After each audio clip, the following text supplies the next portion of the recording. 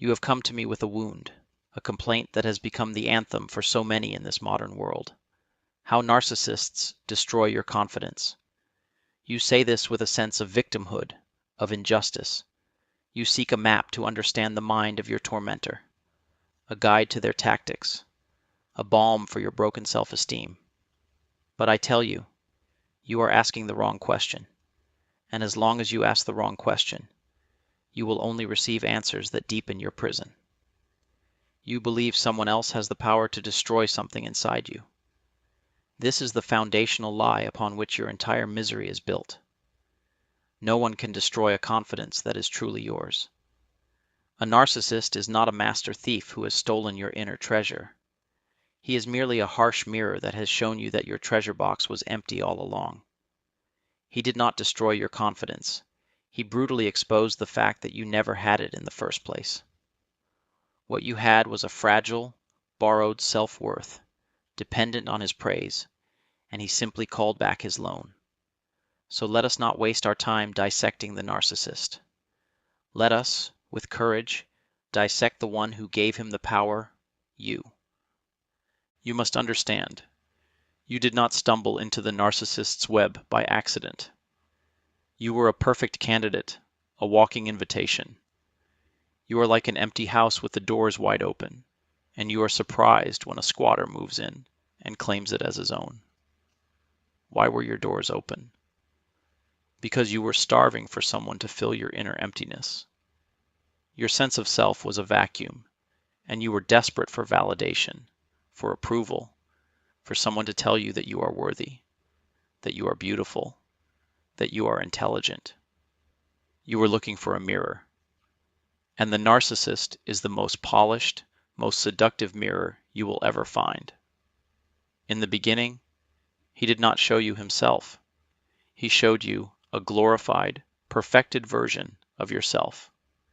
He mirrored your deepest desires, echoed your unfulfilled dreams, and showered you with the very attention you craved. You did not fall in love with him.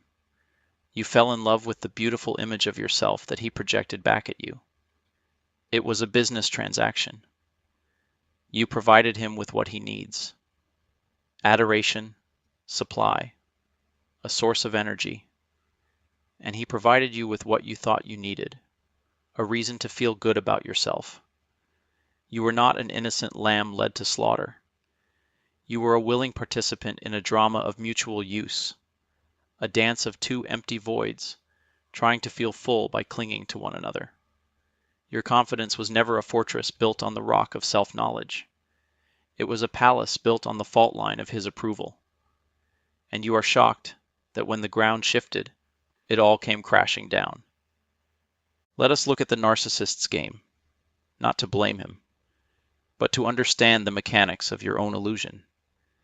The phase you call love bombing was the construction of your beautiful prison. He gave you a sense of worth so that he could later enjoy the power of taking it away. When the devaluation begins, the criticism, the gaslighting, the silent treatments, it feels like he is destroying you. But what is he actually destroying? He is destroying the very image that he created. He is simply taking back the props, the lights, and the makeup he lent you. The confidence he gave you was a drug, and he was the sole supplier. Now he is making you suffer through the withdrawal. He says you are too sensitive, and you question your sanity. He says you are incompetent, and you question your abilities. He rewrites history, and you question your memory. Every attack is designed to dismantle the very identity he helped you build. But see the brutal truth in this. The identity that can be dismantled by another person was never your own. It was a mask. The narcissist, in his cruelty, is performing a great service. He is ripping the mask from your face and forcing you to see the emptiness you have been trying to hide. The pain is immense, yes, but it is the pain of surgery, the pain of a bone being reset. He is not your destroyer. He is your unwilling, dark surgeon, exposing the disease of your dependency. So, who is the real enemy here? It is not the man or woman who betrayed you. The real enemy is your own deep-seated need for external validation. It is the inner voice that says, I am only worthy if someone else tells me so. This is your ego. The ego has no life of its own. It is a parasite that lives on the opinions of others. True confidence is not the same as a propped-up ego. True confidence, which I call self-trust or self-knowing, is an inner state. It is the quiet realization of your own being, independent of praise or criticism. A tree does not need a certificate to know it is a tree. A lion does not need applause to know it is a lion. They simply are. Your confidence was a beggar, always holding out its bowl for a few coins of approval from the narcissist. True self-trust is an emperor. It needs nothing from anyone. The narcissist is a brutal but profound spiritual teacher. His lesson is this: see how worthless the opinion of another is? I gave it, and I took it away. I was your God, and I failed you. Now will you stop looking for gods outside of yourself?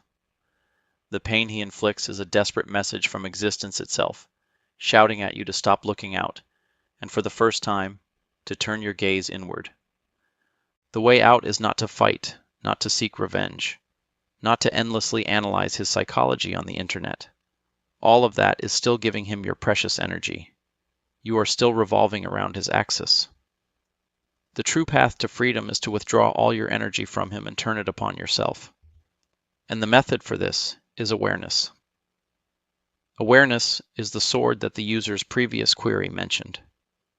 But this sword does not cut the narcissist.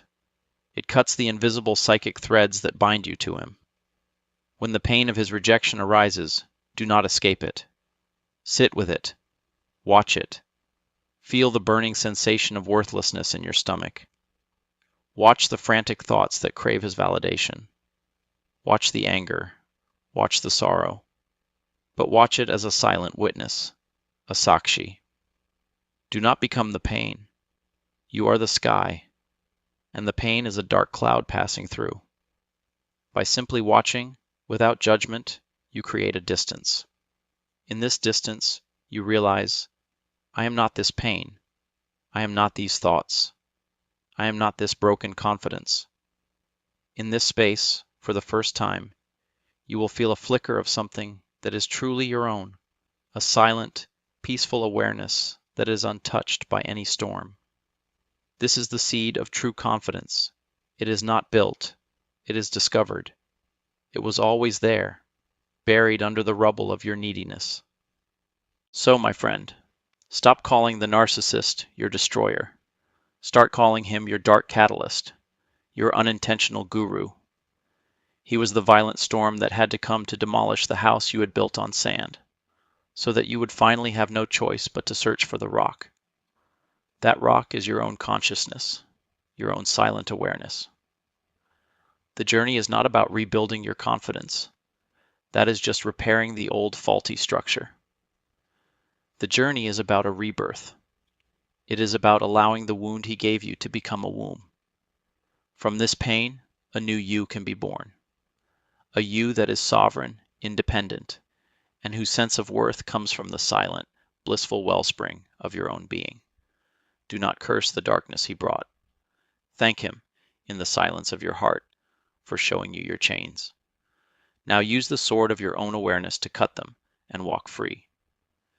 The confidence a narcissist can destroy is a confidence not worth having. The confidence that is born from the ashes of that destruction is the only one that is real, and it is indestructible.